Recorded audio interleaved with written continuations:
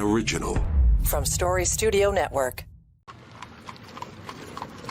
Once around the park, James, and don't spare the horses.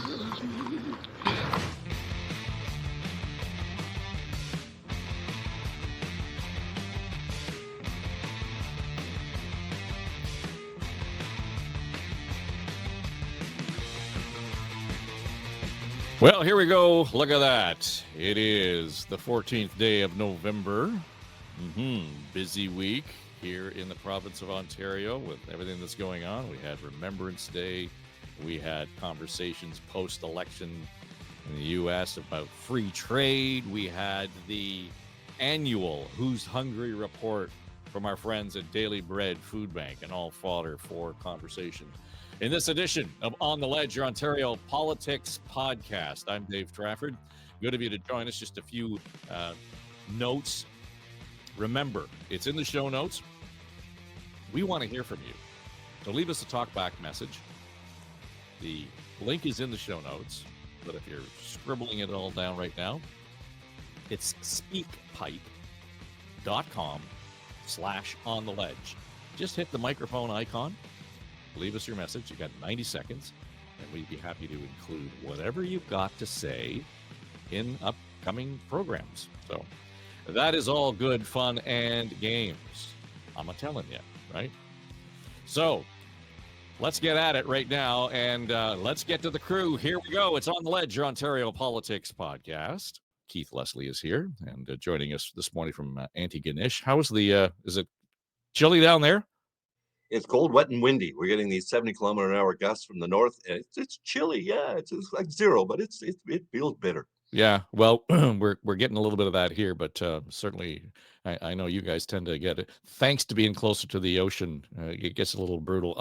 Tim Hudak had a bit of a winter jacket crisis this morning, given the change in the weather. Good morning. How are you?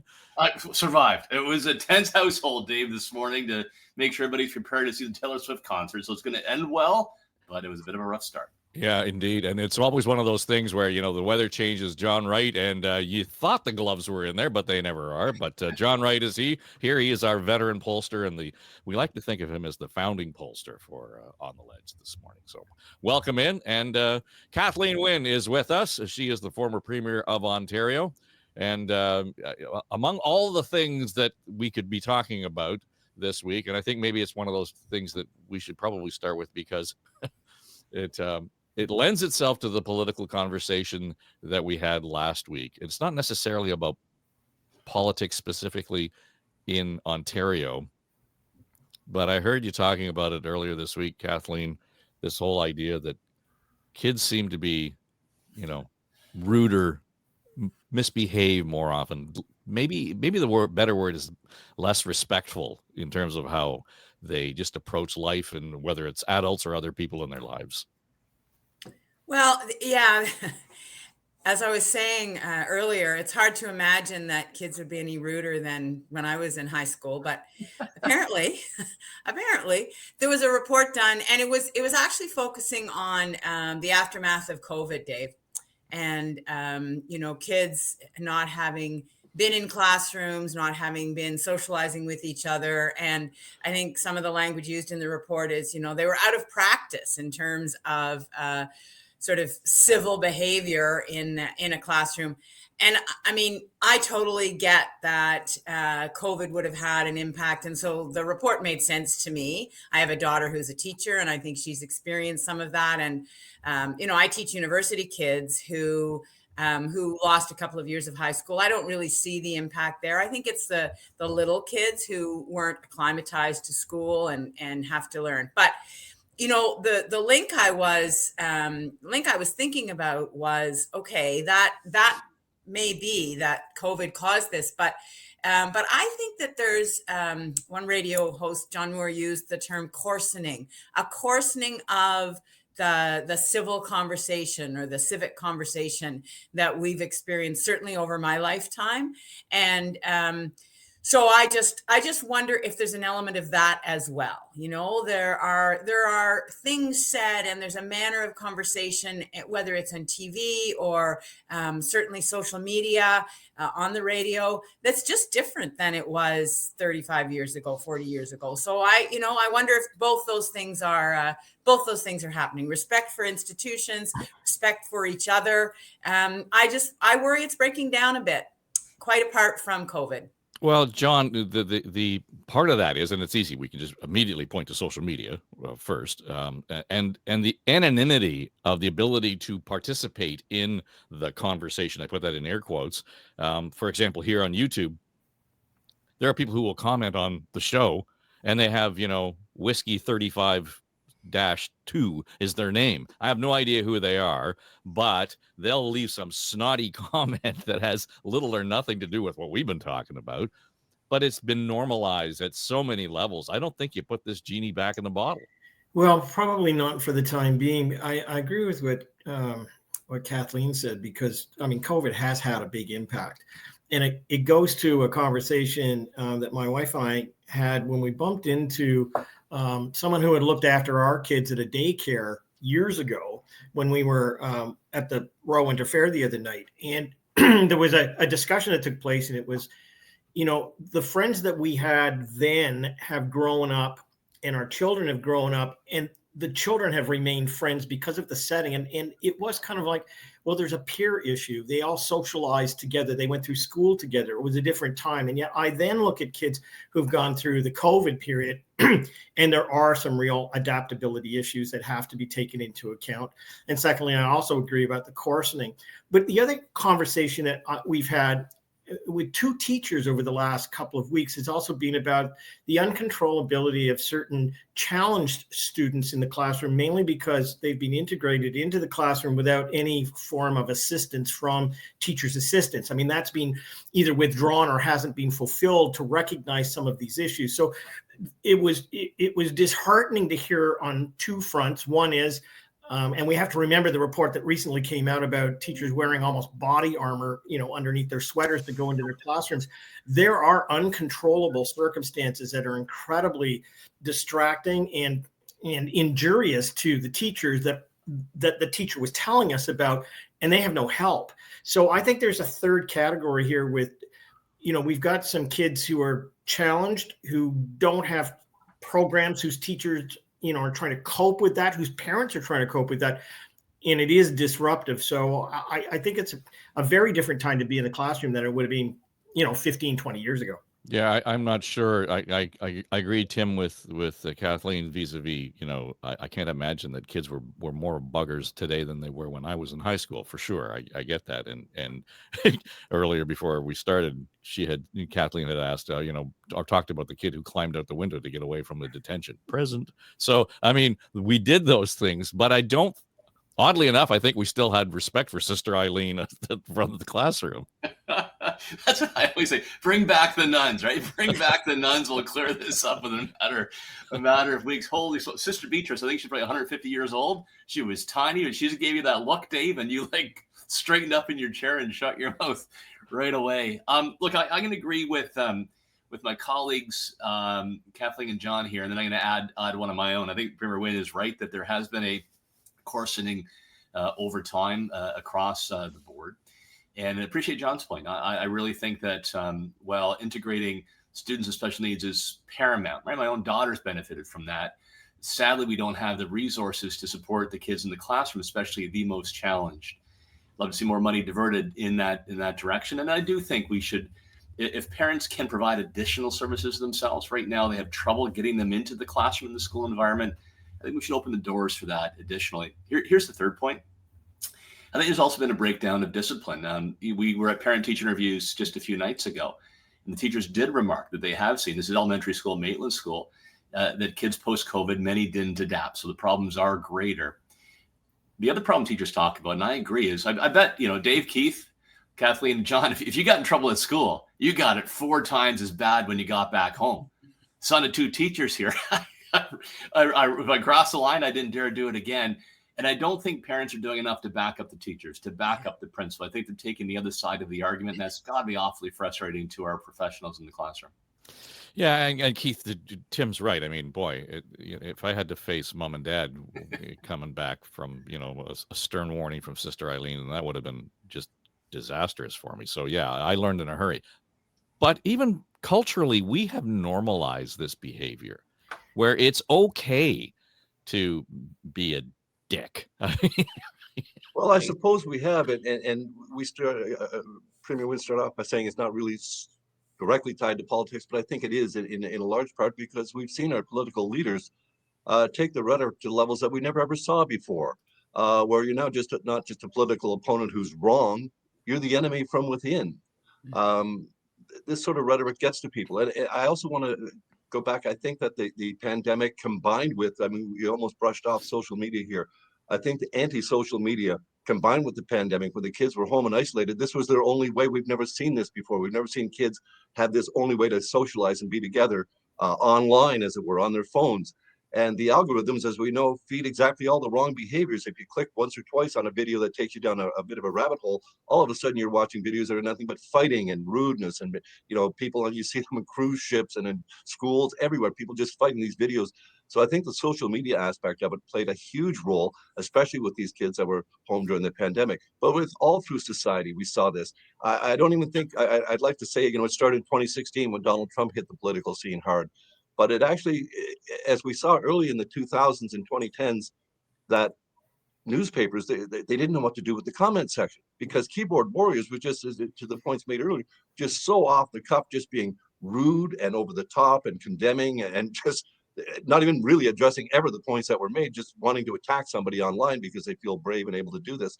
All of this, and the young people, of course, see this. But we saw with newspapers, they tried curating the comment sections. They tried having someone edit them. Then a lot of them just shut them off because people were so crazed in their responses to just basic stories, factual stories.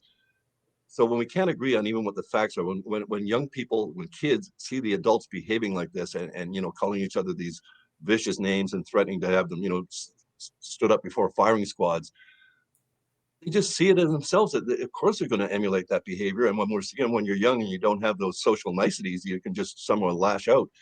We're going to see kids behaving badly, but we're seeing, I think a large part of it is because adults are behaving badly in many, many areas. Yeah. Two things as we're recording this, the headline flash across CNN this morning is that there's an epic record number of people who are bailing out on X vis-a-vis Twitter this week. And there's a whole bunch of reasons behind it in terms of new terms of use and that kind of thing. But be curious to see what the reaction is once we get people out of that environment. I mean, they're going to have to go somewhere else to vent.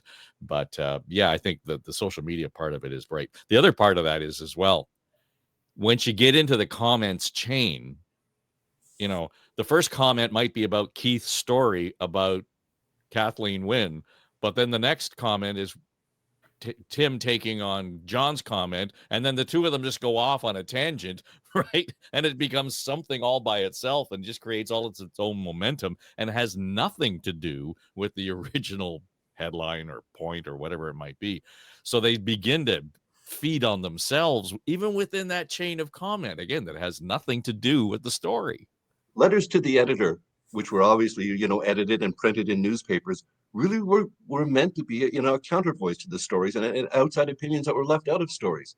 That's not what's happening now with comment sections. So this is one area where electronic media, electronic newspaper has not made the news industry better. It's made it worse. And again, just adds to all this coarsening, as we discussed, of just our relations with each other. Yeah. Talking about sort of normalizing things, alluded to the story off the top. The Who's Hungry Report 2024 came out this week, and the staggering number is that 3.49 million visits occurred this year in Toronto alone to food banks. And if you're watching on YouTube, we've got the graph up there, and that one spike, it's like the hockey stick for the last year. And about midway through the graph, the first time we hit 1 million visits in a year was after the financial crisis in 08, 09. It seems as though it kind of jumped up again in 17. But obviously, since the pandemic, we have seen extraordinary numbers. And talked to Neil Hetherington this week about it, and God love him. You know, he is a real warrior and committed to the cause. But at some point I said to him, Kathleen, I'm tired of having this conversation with you. You know, and I'm not blaming Neil for it. You know, where does this end? Where does it get to a point where we say this is a solvable problem, and we, through willful ignorance at all levels of government, don't want to do it? Well, yeah. And, you know, Neil Hetherington and the Daily Food Bank, I mean, they were big supporters of some of the things that our government did, like the basic income pilot, increasing minimum wage. I mean, there are real things that government can do, Dave, to alleviate poverty. I mean, we're talking about poverty reduction. How do we deal with the reality that, and I heard him talking, you know, there are people who are working 2 and 3 jobs. And I think the stat was that the vast majority of the people who are coming to the food bank have degrees, they have education, they may have a job, and still they cannot make ends meet. So part of it is the cost of living crisis that we're in right now. You know, part of it is inflation and the cost of groceries that people are feeling right across the board, especially young families with kids. But I think there's an underlying issue, which is we have a large segment of the population, this population that goes to the food bank, that cannot live on the wages that they are earning, and that is a huge issue. And so we got to deal with it in terms of corporations making decisions, the kind of work that people have, and I do think that the social assistance structure that's in place, which is why we put a basic income pilot in place. If we'd been reelected in 2018, my hope was that we would have been able to take the evidence from that basic income pilot and figure out how to restructure the social assistance system so that people would be able to have a decent life, make a transition from poverty into the economy, if that's where they were going, or if they were people who never were going to be able to work, and there is a segment of the population for whom that's the case, then they would actually be able to feed themselves and have shelter. So we didn't get to do that, and the federal government did not come in behind us and look at how they might have put a basic income in place. And I don't think they are intending to, although there has been legislation that has been proposed as a private member's bill, and there's been Senate legislation around basic income. So my point is there's a basic poverty issue, and yes, there's an inflation issue, which I think has created the current situation. Yeah, Tim, you know, when you look at it, there's a real cost to poverty. And we throw this number out all the time, $30 billion a year in Ontario. That's a pre-pandemic number. And, you know, I sometimes people will push back on me and say, well, that's, you know, it's not really the cost because it's spread out over all these other areas and all these pots where the money's coming out. That's what makes it difficult to manage, is that it affects healthcare, it affects justice, it affects education, it affects mental health care, social services, all of these things. And back to the conversation maybe we had a couple of weeks ago about the efficacy of having a homelessness minister. How do we pull all of that together to make it effective and efficient so that we're not pissing away $30 billion a year to support poverty? Mistakes, sorry. We would probably spend the whole podcast on that day. Let me say this off the top if you want to dive into some of the particulars. I mean, hats off to Daily Bread Food Bank and Neil Hetherington for what they've done here. And what groups often do is they'll put out the headline, they'll show the hockey stick chart, which is alarming enough on its own on the growth of dependency in food banks in Ontario. But what they do very effectively is then they offer 2 things: a prescription for how to fix this, and I'll highlight some that I think really popped out of their report, and then a third, a call to action for what people can actually do to help food banks, but also to provoke public policy changes to assist. And 3 of the things that he talked about here, number one, I never thought about this before, maybe folks have, but an automatic tax filing for all Canadians. Because there's so many people of low income who don't file the taxes, don't know of the benefits that are available. So why couldn't that be automatic to make sure they get the support they're entitled to? Because I bet a lot of that does not get through the individuals or families at the end of the day. Number two, I think we've really fallen off momentum when it comes to housing. A lot of good ideas on the table. No doubt higher interest rates have meant fewer projects to move forward, but it feels like, Dave, where the momentum is slowing. And when it comes to, affordable units, waiving development charges altogether, stopping NIMBY forces from taking away this type of housing, that's paramount to help those that are in jeopardy of losing home altogether and then spending so much of their money on shelter costs they can't even afford food. And then third and finally, supporting people on temporary status. Maybe this is wrong for me to say, international students use a food bank. They're here. I guess they need support, but shouldn't you have a program that says for international students through the post-secondary institution or friends back at home, they should have an economic floor so they don't have to use food banks in the first place. And then for those that are here on refugee status, you really need a wraparound. You shouldn't dump them into the shelter system. You shouldn't dump them in the food banks. There's a responsibility of the national government when you open the doors to make sure they have wraparound support and not take services from others.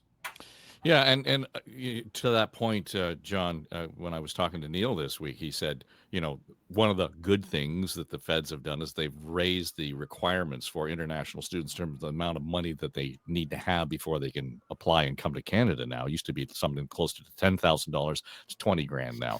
Okay, but even at that, when you look at the cost of living in Toronto or the GTA to go to one of the colleges or universities, it's not really adequate. But here's my problem. In the course of this conversation, we've seen, okay, well, this is a government responsibility over here, and this is a government responsibility over here. And at that level, it's going to be dealt with this way. And so that becomes self-fulfilling in terms of a failing prophecy. Yeah, but I think there are three factors that are driving this. Number one is that since the pandemic, grocery prices are up 22%. And it continues to rise on the inflation rate, even when the rest of the country is feeling less of the pressure from inflation. The second is the latest statistics showing insolvencies of individuals is through the roof. I mean, people who are renewing their mortgages or, have got caught out in the last couple of years, that's a major impact for them. And we're seeing the results of that. But I think the other one is immigration. I mean, if you take that chart, you lay it over Sean Fraser, who was the immigration minister, up to Mark Miller, who's trying to cut back, you see a direct correlation. You can't just dump 1 million people into a country and say, good luck and expect the municipalities to absorb all of these sort of things. We have the report out in the last 24 hours shows that at least 15,000 international students are claiming asylum. And they're living in conditions which, I wouldn't wish anybody to live in. So, I mean, I'm not pushing this on immigrants, but what I am saying is the federal government made some decisions, and even the colleges within the province of Ontario, to attract all kinds of international students and open the doors to immigration wide open, that have put a burden on the social housing and support system within our society that is now dealing with it. And I'm not sure it's going to end anytime soon. So, do the overlay that you can't add these many people into a country without support and expect us not to be paying a price at that end. Yeah, Keith, I mean, who didn't see that coming? Well, the feds didn't see that coming because they got warned at all turns in terms of how this was going to play out. So there's an inadequacy there. But right now, how do we get anything out of the feds to manage this problem? Well, is there no level of shame, quite frankly? I mean, this is what we really, and I don't mean just politicians. I think all of us need to be ashamed that many people went to a food bank in Toronto, and we know in every other community pretty much the ratios are the same, and it's spiked a lot. And it's because of, John's just pointed out, the rate of inflation. Yes, all the immigrants come in, that did not help, and they're relying on the food banks too. But the whole inflation issue, the fact that, as John pointed out, food prices are up 22% and the rate of inflation is coming down. Well, not for the working poor. I mean, that just means the rate of increase, but the inflated prices didn't come down. Maybe gasoline prices have come down a little bit, but overall, when you go to the grocery store, it's shocking every time you come out of there. I mean, it's just, you get so little for your money. And so as we see an awful lot of people, and we're talking the working poor here. We're not talking people that don't have jobs, although I'm sure they're relying on the food bank as well. But an awful lot of people, we pointed out, have 2 or even 3 jobs. They can't get full-time work. This is a labor issue as well, an employment issue. These companies are making huge profits.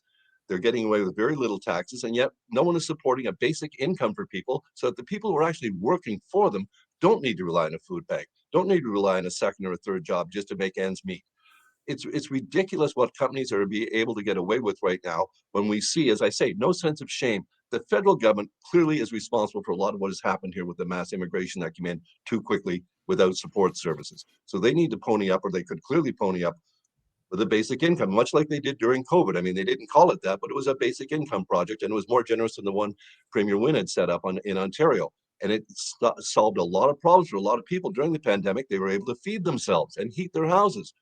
People, they're making ridiculous choices now simply because they don't have enough of an income, even if they are working.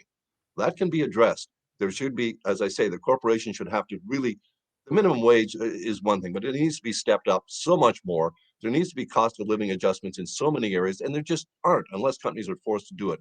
But the federal government as well, and I think the province could help out, but the federal government is responsible in a large part and needs to come up with some serious money for a basic income project right now, just to help people. And if we can get those people out of the food banks, maybe we can then turn and get some more money for the people in the homeless encampments who, to Tim's point, surely are not filing tax returns and are not getting benefits that they absolutely are probably entitled to. Dave, can I just comment on what Keith's saying? Because I think, I mean, he, rightly, I think, identifies that, yes, we can talk about immigration, we can talk about students and all of these things that are additive to the problem. But, I remember hearing Gerard Kennedy, I guess it was in the 70s or the early 80s, when he became the head of the Daily Bread Food Bank. And I can remember him talking about, it being a job that he wanted to work himself out of, that it wasn't something, food banks were not something that we wanted to see institutionalized. But that's exactly what has happened. And so, yes, there are many, many, many people who are worse off because of those conditions that we're talking about right now. But already the existence of food banks had been institutionalized in this country.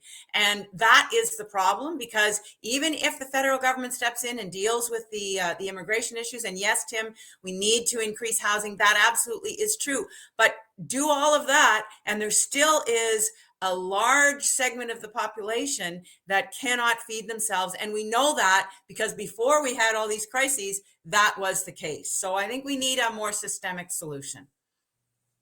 A couple of the numbers that jumped out when I talked to Neil this week, and I don't think this one was in the report, but he said an unknown cost that's adding to the poverty situation in Toronto is congestion on the roads.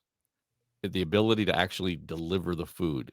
And he said they have had to buy 2 new trucks. It's the capital cost is close to $400,000 in terms of the vehicles that they had to buy. And then there's something like maintenance is up around $300 a year.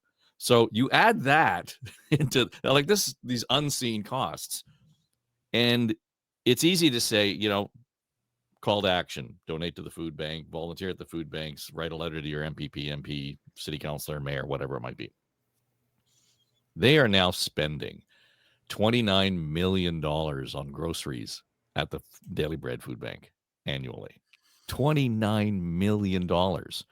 Now, we could leave half the bike lanes in place in Toronto and pay that off without spending $48 million to reconstruct them. And I say that, I don't want to get into the bike lane thing, but it's about priorities, right? So I'm not sure how or where we make this more of a priority, or where's the political gain in making that call, Tim? Where's the political gain in having the courage to step up and, we've pretty much solved the problem here. We've all talked our way through major solutions right now. Yeah, there are a tremendous number of solutions on the table, and I think fundamentally you need to get at the problem that's driving this. That's around the cost of living, the lack of housing, and limited economic opportunities, especially when you fall off the ladder. Trying to climb back up is extremely difficult, if not paralyzing, across the board. I think he does a very good job of calling on the various levels of government to take action. Because the problems are so widespread and combined, and even your point, the transportation woes are driving up costs or limiting access to groceries. There's not a simple, one person in charge try to get it done. I commend the food bank for actually laying out some simple to understand ideas you could start out with to start climbing out of this mess. Yeah, and again, I refer to Neil as the most optimistic human being on the planet, given the challenges that he faces every day and trying to make sure that all of this stays front and center. So anyway, we'll watch it with interest to see where it goes. But, this is not sustainable. They're going to get to a point where the food banks themselves kind of collapse in on themselves just because of the pressure. So is that what it's going to take for the governments to sort of step up and say, okay, if you can't do it, yes, it's an institutional foundation now in our economy, but if it collapses, Kathleen, I know we're hooped. Yeah. Right. Yeah. And it's to Keith's point, it's to our shame that we've allowed that to happen. And there are hospitals in the city of Toronto who are trying to rearrange the way they deal in their emergency rooms with people who are there on a regular basis, right? Yeah. Because they've got nowhere to be, they need support. I mean, it is absolutely widespread, and without government intervention, and as you say, there are a bunch of things we talked about this morning, it's just not going to get better. It's not going to be fixed. In the wake of the election, of course, we talked a little bit about this last week vis-a-vis the Trump re-election 2.0. The focus on the revisitation to the free trade, John, was front and center. And boy, the premier came out swinging this week, taking a shot at Mexico specifically, and suggesting that, maybe even if we're going to rethink the free trade, let's get back to it being a fair deal, and it not including Mexico, because they're pretty much a backdoor for all of the stuff that's being fed into the economy from China. You look at Mexico, they're importing cheap products, undercutting our hardworking men and women, not only here, but in the U.S., from China. They're slapping a Made in Mexico sticker on and shipping it up and taking our hardworking men and women jobs away from them. Unacceptable. And yeah, he's right. I mean, it being unacceptable if that's where this is going to go. But, I don't get a sense that that's going to resonate all that well in terms of the overall pitch, because Trump is going to look at that as Mexico actually becomes leverage in his conversations, broadly speaking, as far as what he wants to get out of the trade deal. Yeah, but I think the premier was right on note if his audience were the Americans in the new Trump administration. I mean, you got to deal with this straight up, because that's part of what they're coming for. You've got to be prepared for it. Businesses have got to be prepared for it. And we can go on and on about how bad tariffs will be and drive the price up and things like that, but it's coming. And we're going to see some changes that are significant. Even Mark Miller in the last couple of days has been talking about the safe haven rules that are affected in the United States, and people want to cross the borders. I mean, when you look at the appointments that the Trump administration is making, to them, these are not unreasonable demands. I mean, whether it's experience or whether it is, how they've taken some of these issues before, and you can see them in Congress and you can see them other places before they were put in their new cabinet portfolios. Man, oh man, this is really a train barreling down the track. So I think that the premier was prudent in how he addressed this. The question now is, how do you negotiate it? How do you, those relationships as I think Premier Wynne said last week when we were talking about this, the relationships cross-border and visiting with the other legislatures and the governors are really, really important for Canada at this stage. So we can't be left out in any way, shape, or form of the debate. And I think he jumped into it at the right time. Yeah, Keith, it's a matter of, we've said politically before, don't let somebody else define you. I think that was pretty much the exercise going on here. Oh, absolutely. I don't think Donald Trump has yet seen this missive from Doug Ford come across his desk. I think he's got other things in his mind this week. But officials in Washington certainly saw it. Officials in Ottawa certainly saw it. And that's what he's really trying to get through, is get to the Trudeau government. Let's make a deal here, and let's not get hung up in the whole NAFTA thing. We both know Mexico is not acting the same way Canada and the U.S. act when it comes to trade issues. The Americans slap 100% tariff on Chinese EVs. Canada follows lockstep. This is what the Americans want, and this is what Ford is saying to Donald Trump and his administration. We're here. Let's make a deal. Don't even worry about Trudeau. Canada wants to make a deal with you. We're an important trading partner. And he's right. I think politically it's very smart of him to get ahead of this and just emphasize this message to Ontarians and to everyone else across Canada and in the United States that This is something we need to deal with this administration. We have to be prepared to deal with them on a business to business level. And the first thing we can do is to signal to them that we don't view Mexico as an equal to the rest of us, the Canada and the United States when it comes to trade issues. Why should we treat them as an equal? Let's make our own bilateral deal. I think politically it's very smart for Ford to do this.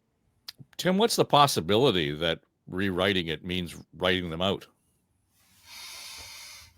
I think it's effective positioning. I think ultimately you want to have, all three parts there as part of a, North American trade approach, and then hopefully expand. So let me get back to two things, the economics, and I'll come back to the politics. My recollection, Dave, and my colleagues can correct me if I misremember, was in the negotiations of the Canada-US-Mexico agreement last time around, there was a bit of trading that took place. So Canada actually did gang up with the US. This was Trudeau and Trump at the time, to go after Mexico on cars because Mexico had very low-cost labor and was importing parts.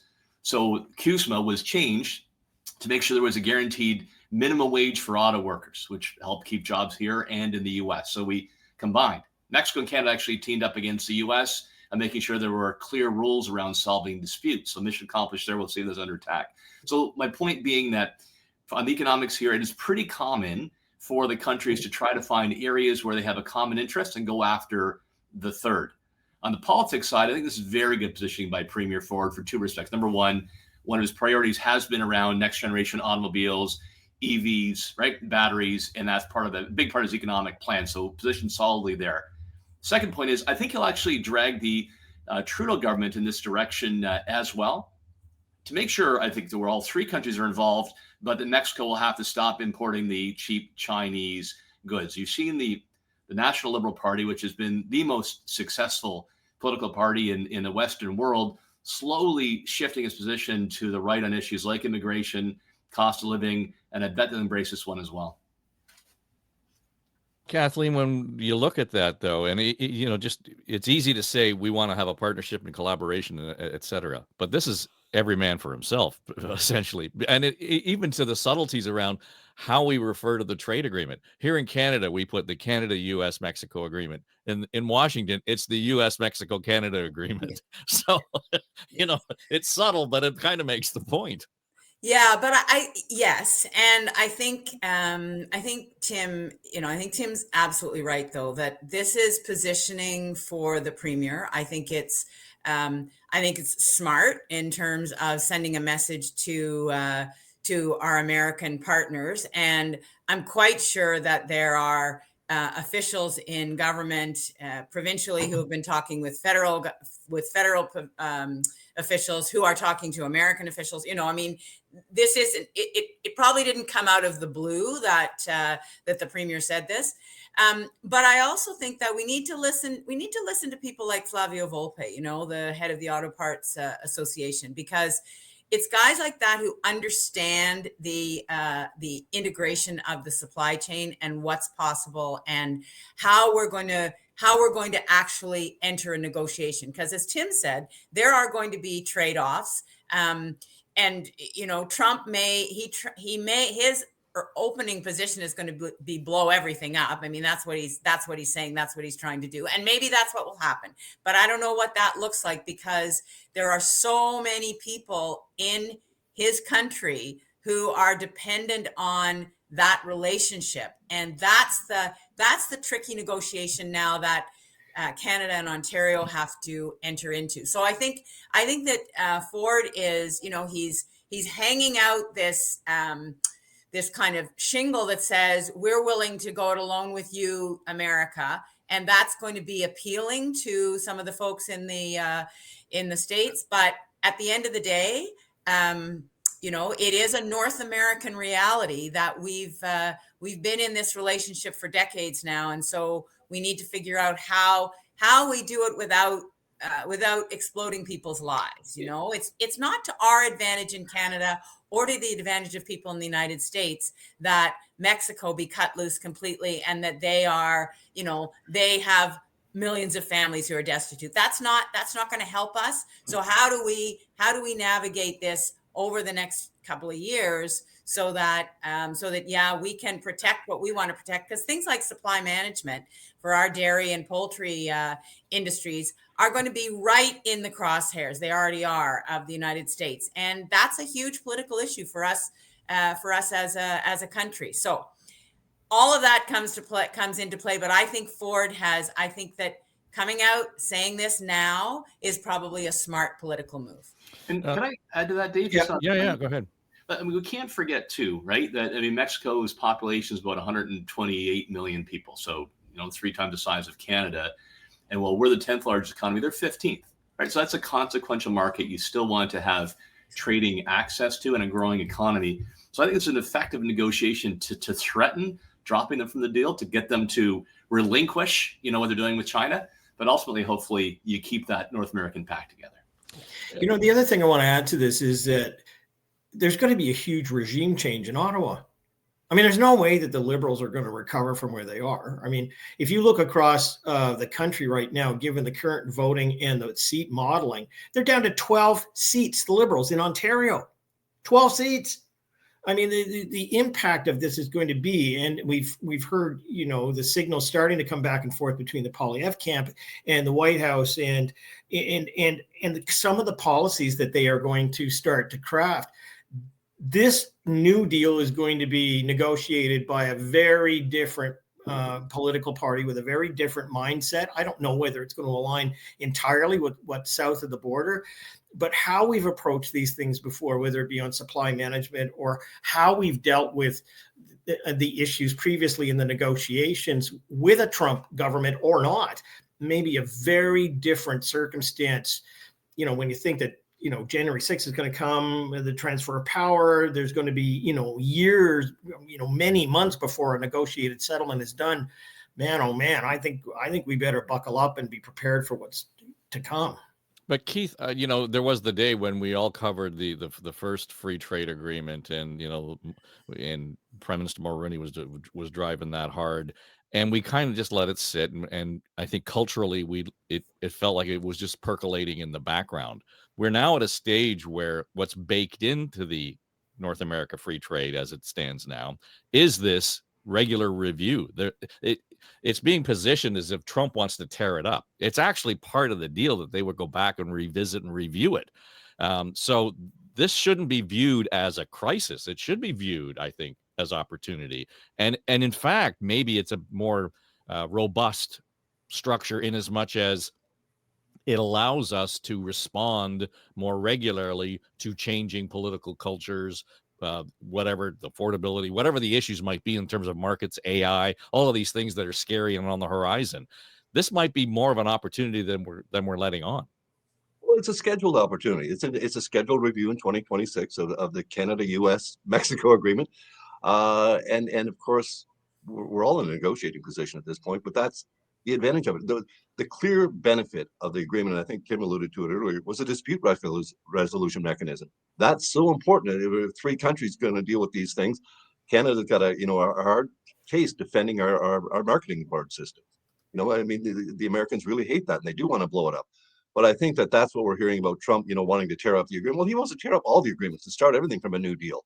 So I don't think that's a huge surprise or a big concern. I think, as you say, it's an opportunity for Canada and for Mexico to negotiate with the Americans to see what we can actually get to benefit all 3 economies, and to keep access going between those 3 economies to everything from cars to every other thing we can trade with each other. So I think this is just smart politicking at this point. And it is, as you say, an opportunity. It's nothing to get alarmed about at this point, especially, getting alarmed at Donald Trump's language. We could be alarmed every single day, 3 times a day if we wanted to. Let's just see what actually happens in the negotiations. One of the things that popped up this week, and I think it was probably a bit overdue, but I think it was smart politics on many levels, was Bonnie Crombie standing up and talking about her tax cuts. And she did it against the backdrop of the $200 checks that the Ford government is planning to cut for everybody across the province. Doug Ford thinks a one-time $200 check makes up for the cost of living crisis that he created. Well, I disagree. So today I'm here to announce that when I'm Premier, I'm going to stop the giveaways to Doug's friends and cut your taxes instead. As Premier, I'll immediately do two things to put more money back into your pockets. First, I'll cut your income taxes. And then I'll get rid of the sales tax on home heating and hydro bills. So that must resonate with you, Tim. We're cutting taxes. That's all good. And it makes life more affordable. And it's an annual thing. It's not just sort of a one-shot flash in the pan, in terms of putting money back in people's pockets. And I think politically it was a smart thing to do that quickly after the rebate conversation, because his willingness to hand out $200 checks gave Crombie license to do this, to step out and actually make that point. So, music to my ears. Income tax reductions, talked about last show, relief on the home heating and hydro bills. I just didn't like the not for Doug's friends. So I still hope I get it. She was that policy into place. What's funny too? Those were policies that were part of my platform. Income tax reductions, and I had talked about taking the HST off heat and hydro. So I know that they do resonate. Okay, back to the question I had. I mean, good for Bonnie Crombie and putting an idea on the table that I think makes sense economically. I think it's important for Liberals to shift to be on the stronger side in the affordability issues. And third, it's understandable to average folks. Income tax cuts, they may not see exactly what that means to them, but certainly we all see what our heating and hydro bills look like. So you get some relief there. That's always the challenge. When your opposition leader is to figure out your timing when you make those types of commitments, because you're making them for some time down the road. You don't know when the dynamic shifts or options are eliminated. You don't know if the government steals your plan. But I think the timing was right here. She's connected with a policy that will resonate, that hits with affordability. And if there is an election in spring of 2025, she's laid out a strong plank. Kathleen, there was some harping about, how are you going to pay for that tax cut? You're costing it out. And on the other hand, immediately people were pointing a finger at, Doug Ford and saying, well, hell, you're just spending the money, you're driving up the deficit. But you can't have it both ways. So either you complain about Doug Ford not costing out his tax cuts and the, increasing the deficit, or you shut up about it and you just let them both carry on and do what they want to do and not be accountable for it. Yeah, I mean, I think there are a couple of things going on here, and I think Tim's right. I think that she was putting forward a rational economic plank in her platform, and I think that it makes a lot of sense. And she's defining herself because a lot of people don't know her yet. She's defining herself as someone who is going to come up with plans that make sense, that are based on some evidence, unlike a populist $200 check that may feel good in the short term, but actually doesn't do anything in the long term. So I think it was a good juxtaposition against what Ford is doing. And, it's something Ford said he was going to do. That's the other aspect of this. He said he was going to do a tax cut. He hasn't. And so I think that was an added sort of benefit to her coming out with this at this point. And obviously people are looking for initiatives that are going to help them save money. That's the number one issue for people right now. So I think it was smart timing. Yeah, John, the timing of it was smart. I think the language around it is smart. And back to Tim's point though about Doug's friends, I think that's a losing rant now. I think it's so baked into whoever's not going to vote for Ford that it's just put it aside. Those folks who think that Doug is actually paying off his buddies are already not on Team Doug. Now you're probably better to let that rest and then have what she has just talked about, those kitchen table issues resonating with folks who are now going to turn around and pay attention. Yeah, but I don't know. I think you can have both, and I think you should have both. I mean, the record of the Ford government is going to be on display in any campaign. So what we've got here is two things. Number one, we've got, for the first time, instead of having her wagon painted, Bonnie Crombie painted just a little bit and taken a little bit of it back, right? I mean, she's now wedged into when all those commercials said, she's going to raise her taxes. She's now at the platform saying, nope, going to cut him. He's lying. She's opened that part. Secondly, there will be a constituency out there, and she has to fight against the NDP as well, that will basically say, hey, look at Therma, look at the Green Bank, look at X, Y, and Z. She's going to say that's where, in fact, he's associated with his cronies. Let's remember far back that there was a time when even Bill Davis, before he became Brampton Billy, was characterized as riding around in the back of a big limousine, smoking a big stogie and looking after his friends. I mean, it's a common thing that you're going to be able to use against your opponents. She slipped it in because in the campaign that's to come, it's going to be part of the narrative in the window. So I think, I think it was probably prudent that she threw it in right now from a tactical point of view. Keith? I agree completely. I mean, if we look again to the U.S. election, what did Trump say? That he's going to basically, I'm not going to tax your overtime. I'm not going to tax your tips. And what did the Democrats say? He's a threat to democracy. Well, what's resonating with people? So she's come out here saying, Doug Ford broke his promise to cut your income taxes. I'm going to do it. Here's when I'm going to do it. Right off the bat, I think, as we said, she takes back that issue. And it's probably the biggest recognition she's going to get on her own without, as you say, the Tories have defined her up until this point with their commercials. So this is, I think, probably the biggest announcement she's going to have to get the most attention. And this will resonate with people. So I think it's smart from that point of view. I also think that the Liberals in the legislature have adopted a new smart tactic that I want to give them credit for as well. And that's basically every question that they get now, they're raising it to say, this riding or minister in your riding, there's 25,000 people without a family doctor. Then the next question, same thing in your riding, there's 18,000 people without a family. That's how this kind of stuff is going to hit home. So that's a smart legislative strategy in question period. And this one getting Bonnie Crombie out with a tax cut when she's been labeled as the carbon tax queen.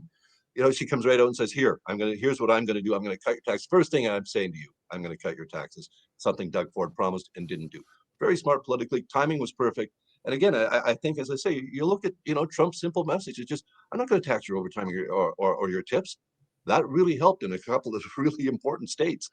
It's just a basic message for people. And we've discussed it all through this show. People are afraid to go to the grocery store. They can't afford to eat.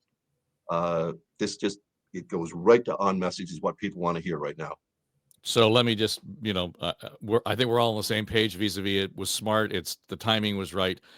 But let me just suggest that post that news conference, there was next to zero buzz I heard about this story, with the exception of the people who are, diving deep into the wonk swamp there. She's going to have to announce it 10 times. I remember Dalton McGuinty used to say to me, you got to tell them what you're going to tell them, then you got to tell it to them, then you got to tell them what you told them. And you keep doing it over and over and over again. So it's going to take some time to have some impact for sure. But I say, this one will get attention. And she's laying a foundation, Dave. She's laying a foundation. The press are not paying much attention to Bonnie at this point. I mean, the fact that even this broke through, I think, says that it was a good move. But they're still more interested in, and they are paying more attention to Ford, and there's Trump and all of it. So she has to do this. And she has to lay that foundation that then, as you get closer to an election, and who knows when that's going to be, it may be in 10 minutes, she'll be able to be much more in the spotlight. Yeah, it's a lot like the Three Bears and Goldilocks, right? The premier's got the big microphone. There's a medium-sized microphone. And when you're, third party, you have a very small microphone. So I thought she actually got really good volume for what you tend to get. I think the only risk here, Dave, is if the election is in 2026 as opposed to 2025 as scheduled, you're limiting your options, right? You're going to have a sort of a full platform that has the trade-offs between revenue reductions and spending increases. But if the election is 2025, I think she timed it very well. John? Well, you know what? The biggest problem in this country is lack of investment and productivity.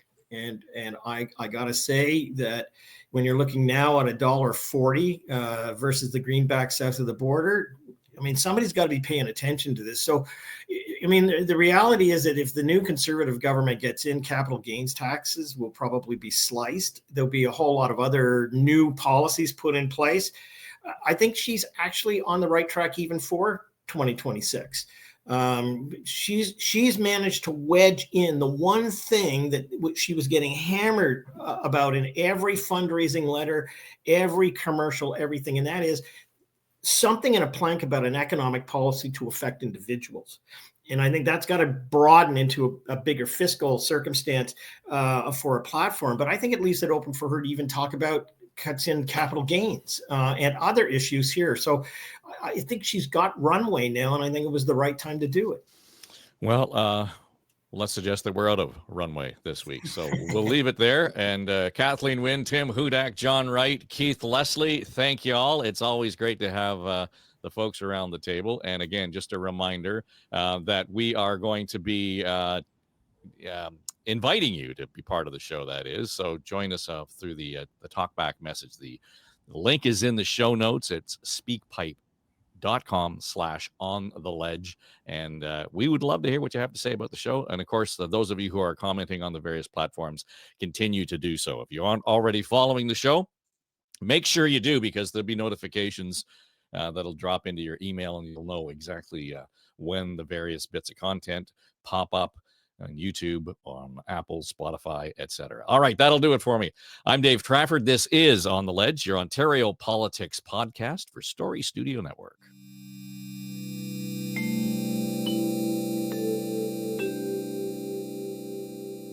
This is SSN. Story Studio Network.